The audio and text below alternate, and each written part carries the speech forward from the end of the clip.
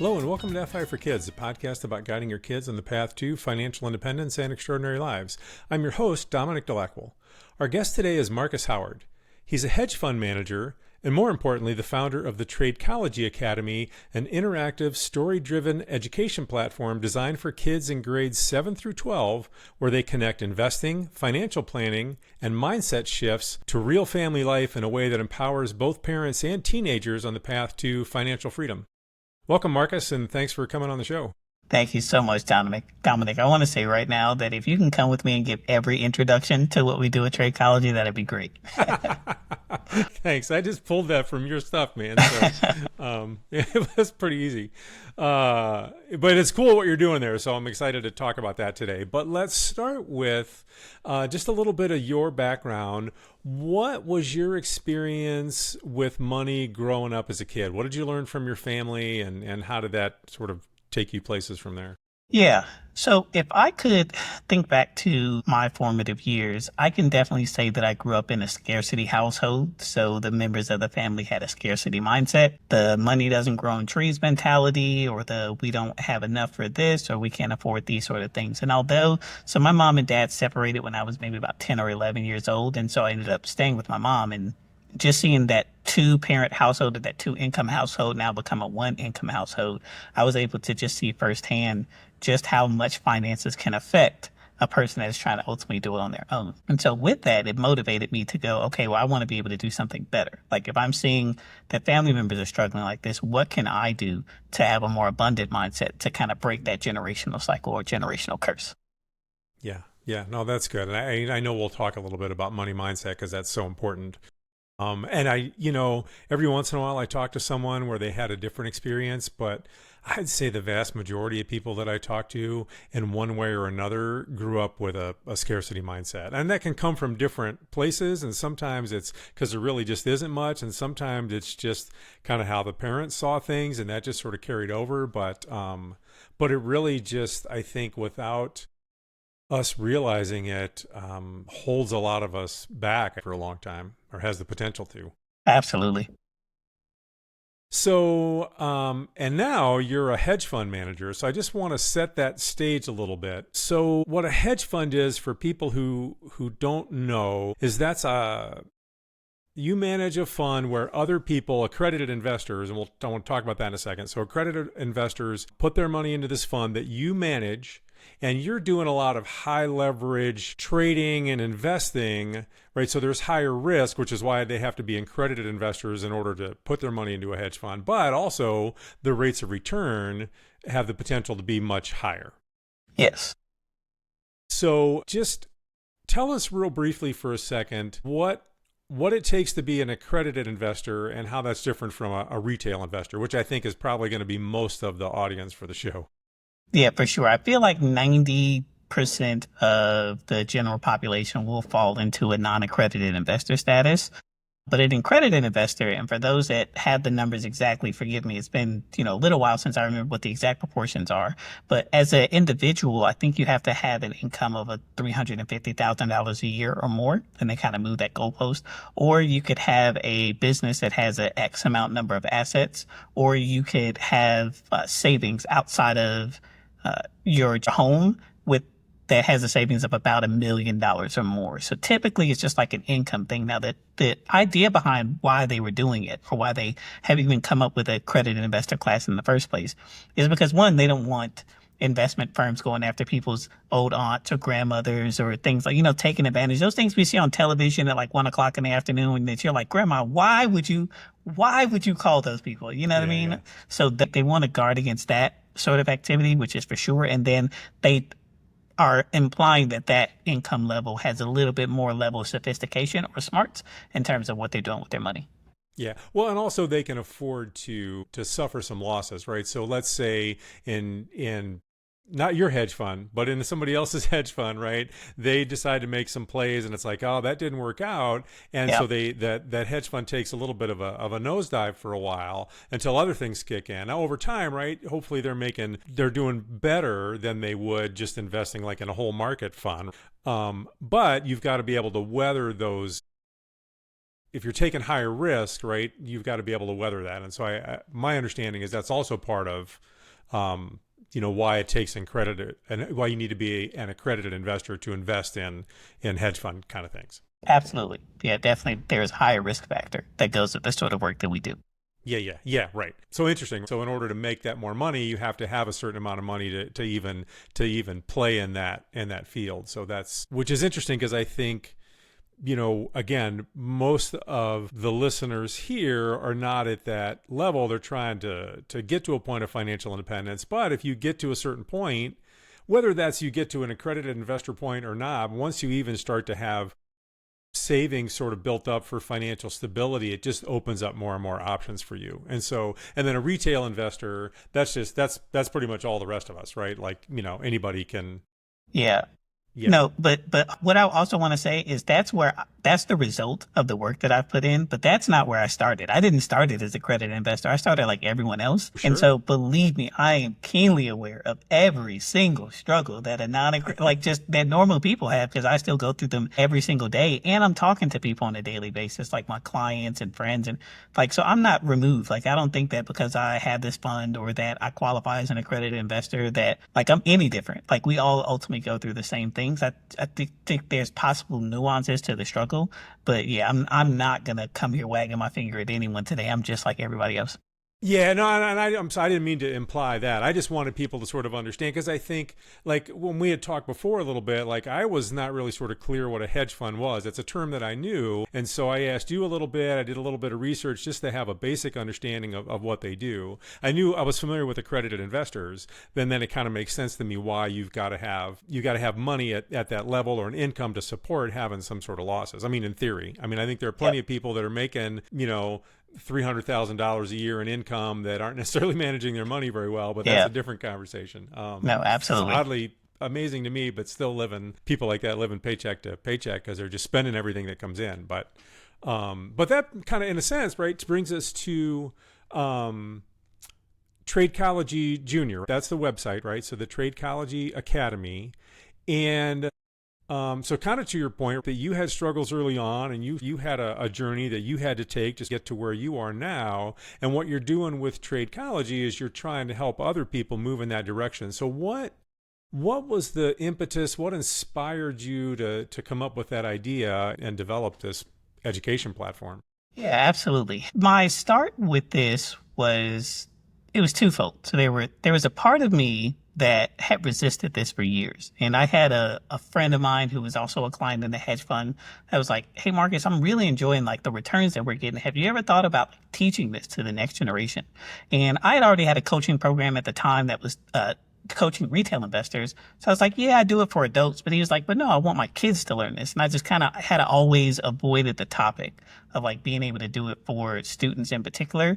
But he kind of caught me at a time where I was really mulling over what sort of contributions could I make to kind of what I see is happening in the future. And here's what I mean by this. My true impetus for really saying yes, although he had been asking me for several years, has been that I just got extremely worried about how good I found artificial intelligence to be. And the reason why I say that is I was quickly realizing that ChatGPT or Gemini or whichever one you want to have today can pass the bar exam, the NCATs, the SAT, the ACT, and every other standardized test that you can think of all at once. So this thing is, we pull our students or push our students to be in a specialized path. You should probably ever take only one of these major standardized tests to put you down a career path. But we have a large language model now that can pass all of them. My wife is a researcher for the Department of Education. She actually has come on as the curriculum director here at Tradecology Academy as well. And what we have found is that it's not that we don't know the answer to the question in terms of how we can better educate and prepare students for life. It's that at the place where we can actually make the decisions, there's just not a lot of political will. There's not a lot of capital to be able to do so. And there's a lot of politics to be able to push what we know we can really do with this next generation of students somewhere. And so we started the process of trying to go through schools to be able to teach this sort of information, and got a lot of resistance for many of reasons, which it's not necessary to go into. But not all of it is bad intentions. A lot of it is just that I'm already doing 20 things, and now you're asking us to do one more thing. So teachers are extremely busy. Yep. And so it was just like, no, it's if we're going to see that in the next 5 to 10 years, at least 40% of our workforce is going to be automated away, and those entry level jobs that would exist for students that are coming fresh out of high school or fresh out of college are no longer going to exist. What are we going to do about that? And so I just decided to start this academy to help. Yeah. Okay. Okay. So I'm going to back up just a second because I'm curious as to initially you were resisting kind of providing coaching and education for kids. Yeah. Why was that? Why were you reluctant initially to go into that space? Couple of different factors. Number one factor being that because I mainly deal with accredited investors, there are certain conversations you can have with an adult versus a student. And then there are also plenty of regulations in and around financial advice, talking to students under 18, like those sorts of things. So it was really a regulatory question that we also had as well, just to make sure that I wasn't doing anything that will put my fund at risk. But once we were able to partner with Interactive Brokers, which is one of the leading trading partners out here, trading platforms, and they had their interactive student labs, which allowed us to be able to work with students in a secure simulated environment. This mountain became a molehill, and we were able to figure it out. Yeah. Okay. So then what approach does just talk to us, I guess, about how the academy works and what your overall approach is. I know it's story driven and interactive. So Yeah. just kind of give us a little bit of how it functions. Sure. So as you said, we start with a story. Our basic premise for every decision that we make at the Tradecology Academy is how can this serve a student in a way that is going to be practical for them today? The number one complaint that we got from so many students and parents is that either the financial literacy courses that they were learning in school or just school in general, they ask themselves the question in the back of their mind, like, how is this going to apply to me and what I want to do in my life today? And so because you have a student that has just asked that question so many times and hasn't had a satisfactory answer, they tend to tune out what is being taught in traditional education. And so knowing that part, we want to make sure that we created something that would work for the brains of this generation. A lot of times people want to complain that Generation Z or the next generation that's coming up are always stuck to their phones, they're doom scrolling and different things like that, which is true, but it's because they were reinforced to be that way because they didn't know anything different. It's like we are part of maybe that last generation that knew what it was like to grow up without the internet. But could you imagine, no one having grown up in the world where the internet didn't exist? So what we have done is instead of taking the model that has been in school and that has bored kids to death, we do what we see is working every single day, which is to be able to teach through story. And so our story is the Time Travel Trading Academy, where Zane Montgomery, he is the protagonist of our story. He's a high school student, and his dad is the principal of his high school. Now, the high school specializes in trading and investing. His dad is a genius investor. And one day, Zane comes home and finds, by sheer accident, that his dad owns a time machine. There's a time machine that he built in the basement. And so Zane is excited because he wants to have the ability, to be able to travel back through time, to be able to, travel back and forth in time. But his main motivation is that the day before he found out that his dad had a time machine, he had failed his first trading exam. And so he was selfishly trying to go back in time to get a better grade. And his dad was like, no, no, no. If we're going to have you time travel, we're going to do it in a really cool and approachable way to be able to teach you the right way. And so what we do as a father and son is they go back through different periods in financial history that have made the biggest difference for our country and the world. And his father, Theo, is able to teach wisdom to Zane through being in those particular situations. So for example, we start in the 1970s inflation crisis, which, surprise, surprise, has so many parallels to what's going on today.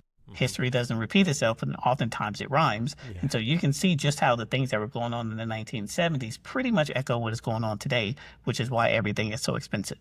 Then we go to other places like the dot-com bubble. We go to the financial crisis. We go to COVID. We go to the birth of Bitcoin. And the cool thing that we enjoy about it is we have an opportunity to not only teach financial concepts like personal finance and all the things related to that, but we can also teach history. And we know that if people are aware of their history, then they aren't always doomed to repeat it. Yeah, yeah. No, that's really cool. I love that story idea, man. Because I think I appreciate it. Yeah, no, that's really cool, and it's been very creative. And so, because it's true what you say, right? Because every kid, it seems like that's a common thing that you hear is like, well, what's this going to do for me? Like, I'm not going to use this ever and oftentimes that's not true, but it's true for them in the moment. And so trying to get to them in a way where either they can see how it's going to be relevant, or if nothing else, at least it's fun, I think is really smart on your part. So what's the feedback been from the kids so far? Yeah. So thankfully, and I mean, thank God, it has been overwhelmingly positive because as somebody who has been like just a generation ahead, there is a clear distinction between what we know and the world that they grew up in. And so we were really doing our work to study how this TikTok generation really consumes and learns. So we were looking at, peer reviewed journals. We were looking at so many different ways to see, well, what is the right way in order to be able to do this, to engage. And we ran our pilot program. Honestly, it was an experiment of a number of different methods that we knew that would work, like if you want to use Bloom's taxonomy or some of the other things that we have tried to figure out, but like trying different things to see what stuck and also at what age level. And so we got a lot of what I appreciated was we got a lot of positive feedback, which is great, but we also got a lot of honest feedback as well in terms of how this can be better. So we found that the students that were in the program were invested enough to go, this isn't quite right, but we believe in this. Here's how we can make this better. Here's how we can fix it so that more people will like it. And thankfully, again, it's not like a teacher who was saying, no, I know what we're supposed to be doing. We listened. And so we've been able to make some of those integrations, which have been great. Yeah, that's cool. And so does it, I'm assuming then, right, it changes as kids sort of go through the program. Now, does it change also just sort of based on your age level, or how does that function? So we have 4 main levels. We start with levels as opposed to grades, is because no matter when you start, you kind of got to know this information anyway. We have parents that are starting in at level 1, if I'm being completely honest with you. One, because it's a master in the other fundamentals, but more importantly, I think it's something you understand too from your own life, and then with these podcast interviews that you're doing. Like, we all have grown up in some sort of way, but like, what was the right way from the beginning?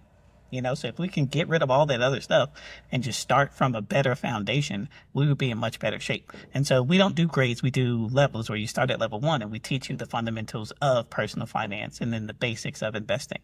And then from there, we have an artificial intelligence engine that is paying attention to every single thing that is happening to be able to curate and a truly personalized experience for that student. So based on what that student is interested in, they are able to unlock a natural decision tree path or a learning tree path that will take them exactly where it is that they want to go. And if they don't know where they want to go, which again, a lot of these students don't know exactly what they're interested in, it can show them a number of different options to see which one they care about most. Today's episode is sponsored by Slingshot, a Singleton Foundation program. Slingshot is a free web app that makes it easy for anyone to create and launch a business idea. It guides you through the process of creating and clarifying your concept, then it leads you into areas necessary for any business, such as identifying your target customer, working up your financial plan, your marketing plan, and more. Puts you in a better position to seek funding if you do want to start your own business, but you can also use it if you're working for someone else and you want to solve a problem within your current organization. Visit slingshot.io to learn more, and thanks to Slingshot and the Singleton Foundation for sponsoring this episode. So let's talk about that, because you and I had touched on that before, and I think that's so important, right? So what I'm taking from that is, so as they learn the basics and then they start to continue their learning and start to become a little bit more advanced, now you start to get into people's personalities and their investing style, right? Yeah. And maybe style is not the right word, but so, because everybody is I could have the same knowledge as you, and we would invest differently because we're different people, right? So the way that the choices I'm going to make and the way that I'm going to want to express that is going to be different from yours, which is going to be different from somebody else's. So that's really cool, because what I'm hearing from you, right, is that the program helps them. It adjusts for them individually as they go and helps them learn, and I assume identify kind of an optimal investment style or strategy or approach for each individual. Is that right? Yeah, absolutely. And it can be just as a simple example. If you're talking about investment styles, are you naturally more risk averse? Or are you naturally more savings oriented? Those two different types of people are going to make two very different decisions in terms of the types of things that they want to invest in, their investment approach. And so if we have a one size fits all model of a school where we only teach you the one way, then we're going to spend a year or longer taking you down a path that really doesn't necessarily gel with you, as Yeah. opposed to being able to have that, understand that on day one with our diagnostics to know what direction we ultimately want to put you down, which is based on your natural proclivities and natural personalities. Because you may not know, do you want to be a futures trader or a crypto trader or trade stocks? You're not going to know that maybe at 13 or 14 years old, but you're going to know essentially your appetite for risk, Yeah. because we can ask questions to be able to know that. And again, we're steering the person. We're teaching you critical thinking. We're teaching you how to understand what's happening in the world around you, as opposed to just tactics. Tactics are what you can get online on the internet all day long. But to see if you can find something that truly understands you and actually wants to push you in the right direction in order to be able to be the best version, the best optimized version of yourself, I feel like that is invaluable. Yeah, that's really cool. Yeah, that's really impressive, man. So now are then and the choices that they're making as they go through this, and then the software analyzes those choices and kind of then starts to nudge them in a certain direction. Is that based on how they're solving problems within the education modules? Is it based on their reaction to the storyline? Is it a combination of those two? How does that work? So it's a combination of all of those things. Again, with the benefit of artificial intelligence is you don't have to tell it what to look at. It looks at everything. And so it's looking at your scores. It's looking at the types of things that you invest in with our interactive brokers apps. It looks at where you are struggling when you're taking practice exams or when you're taking quizzes versus where you're naturally excelling at. It's taking all of that into consideration to be able to provide you with a model in terms of, again, how you can best improve. And then as the artificial intelligence engine, it is also suggesting things to you to test. Is this what you're interested in? Is this not what you're interested in? Man, you were just really struggling with compound fractions 2 weeks ago. We gave you some stuff to do. You've gone through it. Can we now quiz you again to see if compound fractions have become easier for you in this day and age, or is this still something that's difficult where now we have to elevate you to a human mentor who can help you to figure these things out? Yeah. Yeah. Wow. Yeah, that's cool. And so, and there's a corollary program for parents, right? So if parents have their kids in the program, then there's also sort of a follow along. Is that right? Yes. So the parents can get involved in two very key ways. The first way is to be the guardian or the custodian of the student that's going through the educational process. So they have an education portal where they can see everything that the student is learning through the program. They can see the test scores, the grades, all those other things. And then we also issue them reports as well as conversations that they can have around the dinner table. Again, all personalized for the student that we're helping, not necessarily, again, this one size fits all approach. Now, the other aspect is what you're referring to, which is the accelerator that is 12 weeks long for the adult. The number one question that we got after people hear about Tradecology is, man, this sounds awesome. Do you have something for adults? I want to learn this stuff too. And so we listened and we did put together our 12-week accelerator where, again, they can go right alongside their student in terms of learning the things that they are interested in learning, like picking up, whether it's a budgeting issue or you're trying to take your own retirement into your own hands. So now you're a little bit more interested in the stock market. You want to know about those things. We can be able to provide you with information that would truly be able to help you. Again, from somebody who does this at a high level, that runs a hedge fund, as well as, my wife Shayla, who has 20 plus years experience in the education space, who does this at the international level. Like, she's way cooler than I am. But I'm just a numbers guy. But like the work that she is doing in terms of how she's been able to not only create new educational, not just environments, but like programs and systems, to understanding how to evaluate them, to understanding how to improve them. Like, they do very serious work, and I'm just really lucky to have her. She just happened to be my wife. Yeah. Oh, that's cool. And so they're learning some basics about the kind of foundational Yeah. financial literacy stuff, right? Yep. They're getting a little bit of taste of history, right, as they're going through that, learning some critical thinking. What type are they? How heavy does the education become, just in terms of like investing, sort of nuts and bolts details and that sort of thing? So We so what I will say is you can go about as shallow or as deep as you want to. So if you're somebody who really genuinely cares, so I'll give a story. The winner of our stock market program, who, I'm sorry, the winner of our stock market competition for our pilot program, he was actually based in Indonesia. He was part of our international program that we had. And so again, because he's under 18, I won't say his name, but like he has taken the information that he learned in our course, and he took the prize money that he won from the thing and has already doubled that amount of money in the stock market.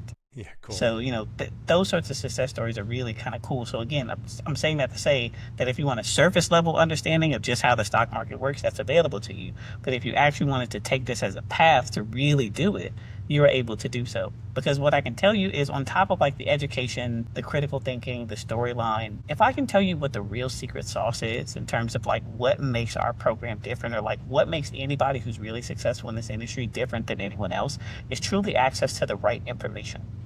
And so this isn't something that I truly publicly talk about, but when you join our program, you get access to the frameworks and the information that you can use to make intelligent investment decisions. And I can tell you what, you're not going to find that on Instagram, TikTok, YouTube, MSNBC, Yahoo Finance articles. And I'll tell you exactly why. For a person like me who runs a professional investment fund and who is licensed to do so, there are many restrictions in terms of I can't talk about my executions. I can't even really get into strategies because that would truly be considered financial advice. So some of the smartest people that you have, a lot of their information cannot be disseminated in a public way because it would open them up to all sorts of liability. So when in this program, what we can do, especially because we're working with students in a simulated environment, we're not necessarily doing real money, I can give them access to the information and tools that I'm using from within the work that I do to be able to give them information so that they know the right way to start from the beginning, as opposed to like following some person on TikTok and then they don't technically know what the answer is. So one of the tools that we have built in is and again, they didn't pay me to say their name, so I won't give the name of the company, but there's a company that's been doing machine learning / artificial intelligence prediction forecasting for all of the different stocks, futures, bonds, like the whole entirety of the stock market. They've been doing that since the 90s. They're very, very good at it. Most people don't know that this organization exists or even how to use that software in a meaningful and practical way. And since I use that with my fund, I'm able to take some of those learnings to give them understandings of like the stock market isn't some weird ball where you don't know what's going to ultimately happen next. Now, I'm not going to say you know what's going to happen tomorrow because no one knows what's going to happen tomorrow, if I'm being honest with you. But what we teach you is how you can understand trends over time to be able to, if it's not tomorrow, but if it's the next 3 months, the next 6 months, or the next year, like you're going to be in a much better position than you were in today. And really a lot of that comes with great access to information. And that's what we pride ourselves on and being able to give, which is the right information in terms of how to do this well, both for the students as well as for the adults. And so just to clarify, right? So in your fun and the things that you can't talk about are sort of specifically what decisions you're making, what strategies you're using, that sort of stuff. But so the approach that you're taking with Tradecology is it's more of a coaching approach, right? So you're talking about it in more of a, I mean, there's specifics there obviously, but you're providing information, and then as a student or a parent is working through the stuff, then they're making their own decisions based on the information that the platform has provided, and that's sort of how they're learning. Am I getting Yeah. at that right? Or? Yeah. So put shortly, I have never wanted to be or claim to be a guru, which is what you find a lot of times, which is you have to follow the guy and the guy is going to be able to teach you. Yeah. We have developed a platform by which it teaches you. It helps you. It helps you to understand. It is informed by my expertise and the expertise of so many people that are contributing to this project, but it's not follow what Marcus does because, again, from our original conversation, we don't have the same risk appetites. Yeah. And I can give you story after story of people who tried to follow someone else and they ended up losing all their money. I'll give you an example. So when I was starting my adult coaching program, before I ever really worked with someone else, I had this private podcast where I interviewed maybe about 100 millionaire traders. And so I got a lot of great information on just in terms of what works and what doesn't. And the one thing that I found is not a single millionaire trader follows another trade leader. They all follow themselves.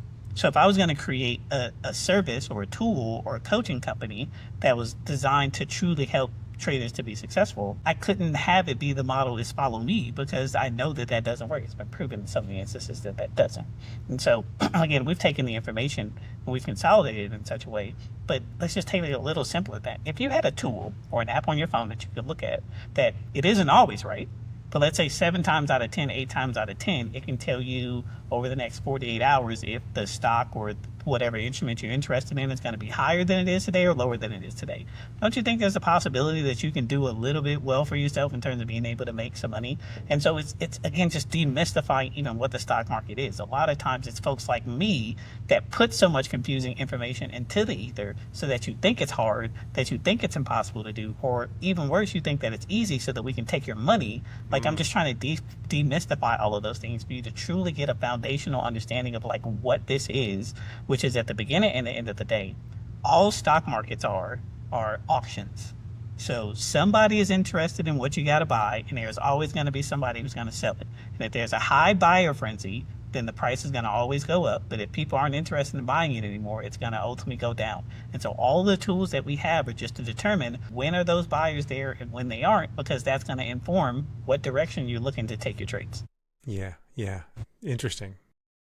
So what I like about all this is kind of like you said, let's say you've got a student and they're interested enough and they like the story and they're engaged with learning, but they don't want to go too deep into it. That's just not their thing, or that's not where they're at right now, right? It still gives them basic information that if they start applying at a younger age and apply consistently over time, it's still going to really benefit them financially over the course of their life, right? Absolutely. But also there are kids that really get into finances and numbers even at a young age, and then they can really go deep with the platform and really start to develop their learning of more detailed things. And so and if I understand you right, they're able to when you're in the program, you're able to do sort of practice, maybe that's not the right word, but practice trades or investing, right? So, right, it's not real money, but you get to see how your choices are panning out, right? So a kid that really gets into this stuff has got a lot of depth that they can work with to refine their understanding and continue to encourage their interest in that sort of thing. So am I... Yeah, no, you're hitting the nail right on the head. And just to call back with something that we had talked about earlier in relation to even my own childhood, with the investment platform that we give them access to, they start with $1 million. So they start with an abundance of money. They start with the opportunity to have an abundance mindset versus one that's based on scarcity. This is the little bit that I have, and now I have to ultimately turn it into this, like turn it into 10x, 20x, 100x. And that's not always feasible. But if you know that you have enough, and then especially because the money isn't real, it's a simulated account. If you make a couple of mistakes, we have the ability to just go in, press a button, and reset it for you, have you go and try again. We're not judging you here. We're trying to help you to learn and to be able to get better. So it gives us that opportunity for in these formative years where you may have a scarcity mindset and you may not actually even know what your mindset is. Yeah. We have an opportunity to help you to really just open up and start from a place of abundance, which has been the real difference maker. Yeah, that's cool. I was going to ask about that, so I'm glad you brought up that abundance mindset thing. So are there other things that are structured in there that are specifically targeted to help with money mindset? Yes, there are, and thank you for asking, because my team would probably kill me if I didn't talk about all these things. So you're awesome on this interview. So the number one thing that we do have in there is that we have meditations within our own program. And so you learn about mindfulness, you learn about being able to relax the mind, relax the body, to be able to get in a focused state, to be in a Zen state, to be in a place where you're in flow, because a lot of times your best decisions are going to be made from those places. And so one of the big things that we have incorporated in there is meditation. There's also another tool in there that I picked up from my years of working in was the National Association of Investment Companies, which is like a venture capital association. And so there was a conference that I went to once there where we were with some executive coaches. And the executive coach, their pitch was listen, in so many instances, when I'm working with a C-level executive, I only have 24 to 48 hours to really make a huge impact and how that's going to affect their business and their personal lives. And we take that seriously. So they have developed a set of exercises that only take about 10 or 15 minutes to do a day that they can work with somebody over the course of a week or say to install permanent change in behaviors, in habits, in like just patterns of things that you do, and it works. Like it's what I built my first coaching company on, which was like these exercises. Because in so many instances in life, and so we're dealing with students now where a lot of this is being formed for them, Yeah. which is a great place to meet them. But Yeah. this was particularly designed for adults that a lot of times are set in their ways. So imagine if you had a tool where just 15 minutes of listening to an audio and doing the exercises in the audio, you can change a habit that's been plaguing you for the last 10 years. I mean, we all know some of those things that we know we should be doing better, but we just don't really know how to change it. So many people can tell you that you should change and exactly what you should change. But I have found that we a lot of times fall short in, well, how do I change the damn thing in the first place? I know I need to change it. How do I change it specifically in a way that works? So again, this was a set of tools that I've been using for over a decade that has truly helped me to go from, I mean, again, I'm telling you, I'm just like you. 6 years ago, I maybe had $800 in my checking account. Now I run a huge, like multi-million-dollar hedge fund that didn't happen on accident. It came with a lot of these tools that I'm sharing with this next generation of students. Yeah. Yeah. That's right. I'm not even sure what to say, man. Like the more we talk and the more I ask, the more you tell me things. I'm like, man, this just gets cooler and cooler. So, yeah, like I'm really just impressed with what you and your team have created, just from all the different aspects, right? Because one of the things I talk about on this show all the time is just how, right, your journey to financial independence, it's, yeah, you've got to know some practical things and understand some basic things about money. There's got to be some basic financial literacy there. Yeah. But so much more is all of these other things. You've got to know what it is that you value. You've got to know where you want to spend your time and your money, and what things don't matter as much. And that just encompasses so many different things for each individual. And there's no one right path for anyone, right? The puzzle of how to take where you're at now and get to financial independence at whatever point you're trying to get there, that puzzle is always a little different for everybody. And so what's cool about what you've done is you've really, it sounds like, just encapsulated a lot of those things into the program. So I'm really super impressed, man. That's very cool. Thank you. I appreciate you. We really have put a lot of hard work and thought into it because it came from a true altruistic place. It came from a true why of, if somebody doesn't do something, this next generation is going to be screwed. Like, genuinely, a lot of these times when we're trying to make these decisions or form these sorts of opinions in our teenage years, they're just being introduced to a world that has so much uncertainty. Is there going to be a third world war? Is there going to be another financial crisis? Like, think about how many once in a lifetime events that we've lived through where they were saying that something like this we never thought it would happen, and then lo and behold, it happens twice. And so there's a bit of that's going on with this generation that I feel like it is our responsibility as a generation that has come before them to help to guard them, to be with them, to help them to understand that they are inherent in a world that we also helped to co-create with them. And so what sort of things can we help them to be able to grow and really be able to thrive in in a world that feels like is really leaving them behind? Well, and to give them more options. I mean, kind of where you started with this idea of these kids are getting out of school, and it's like, man, these entry-level jobs are maybe not going to be there. What the heck are they going to do? They need to have more education, more knowledge, so that they can have more options. And one of the, with trying to build wealth and move towards financial independence, the biggest advantage that young people have is time. Yeah. So the sooner they can start, the more that's just going to benefit them over time, right? And if they can, and that just, again, if you have money that's there that you've been able to sort of build up starting early, it just gives you so many more options. So it's cool that you start with, they've got $1 million and they start from a place of abundance, right? So there's just so many cool things that you're doing. So where can people find the Academy?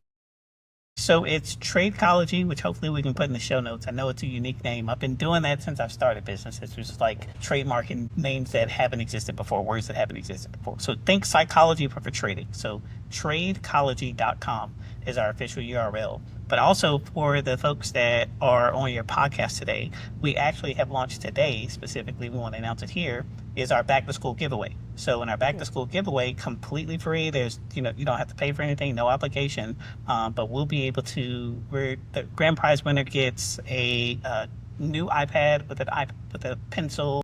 They get 1 year to our family programs, our biggest thing where you and your family can go together. You get that for a year. We give you a $250 gift card for back to school supplies and a number of other things in there. So again, I'm trying to come bearing gifts. And so there's an opportunity there. So to get there, you can either go to tradecology.com or it's just give.tradecology.com. Okay. Yeah. And I definitely will put those in the show notes. Giveaway, tradecology.com. And if people want to reach out to you, Marcus, how can they find you?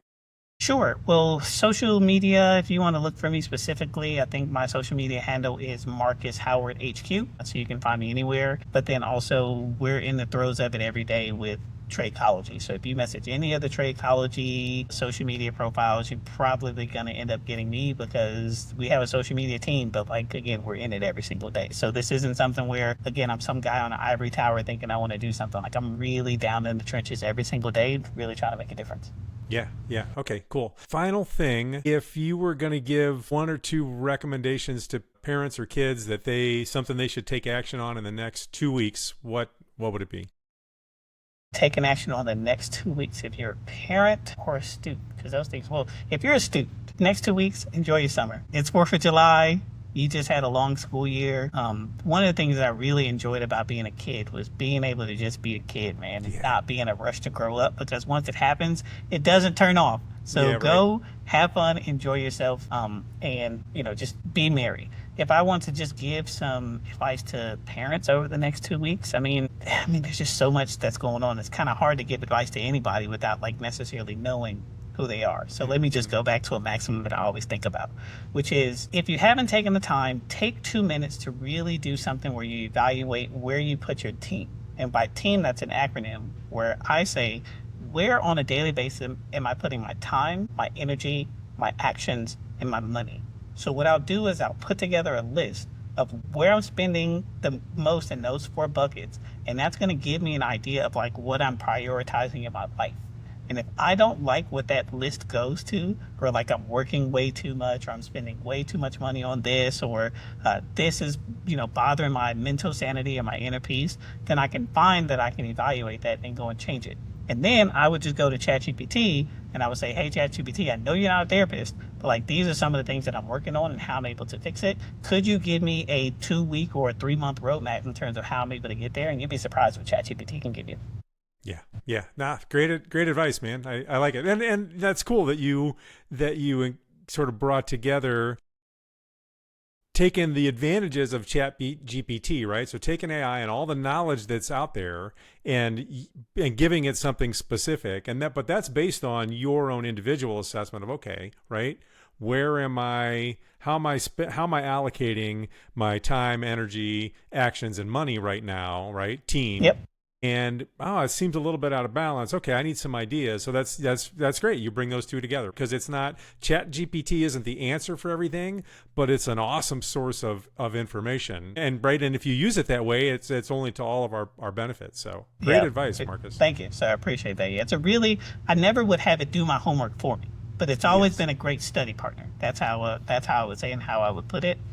And one of the cooler things that I've done that it really kind of, and I know everybody gives advice on how to use large language models, so please forgive me. I know that I'm making that indulgence. But one of the things that I did find is that I would put in things like what is my personality profile? So your Myers-Briggs, if you're an ENTJ, IN, whatever. So I would input that information in so many of those other kind of assessments so that it had an idea of what my genuine archetypes were. And then based on that, it would go through our previous conversations in terms of the stuff that we talked about. And here's what I asked it to do. I said, if you had to create a dossier for another large language model to understand who I am, to help best me to achieve my goals, what would that dossier be? And so then it gave me a literally 1-page prompt of who I was and how any large language model could best help me.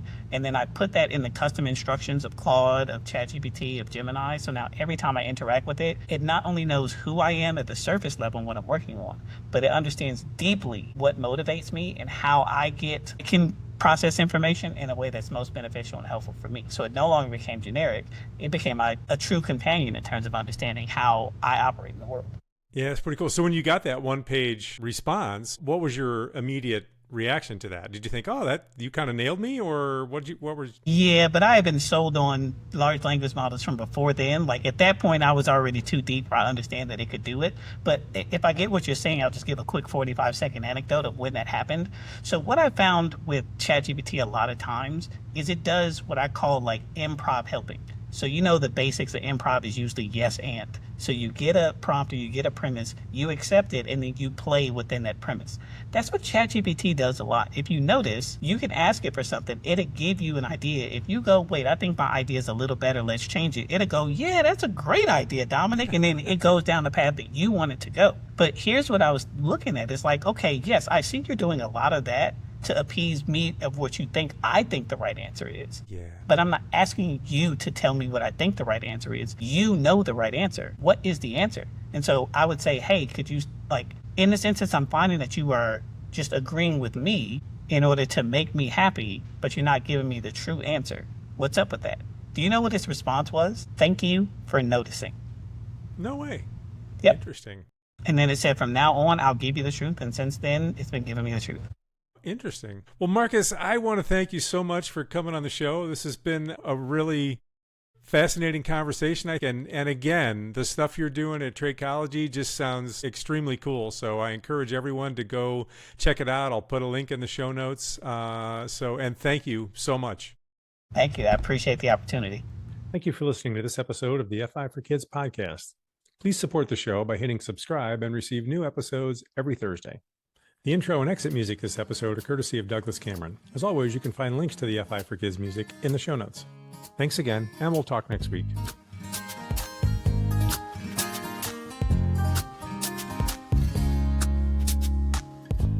You're like the horizon.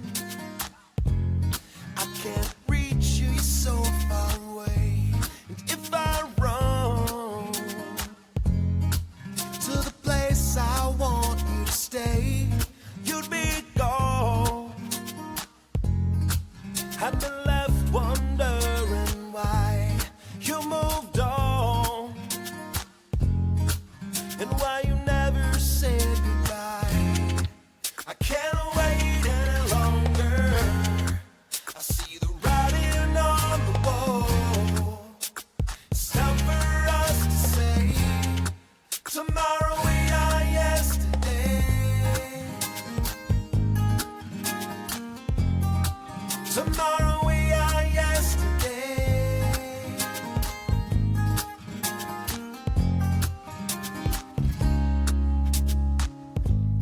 You're like the sunset.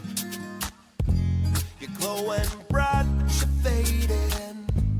And what I don't get is why I'm left here waiting.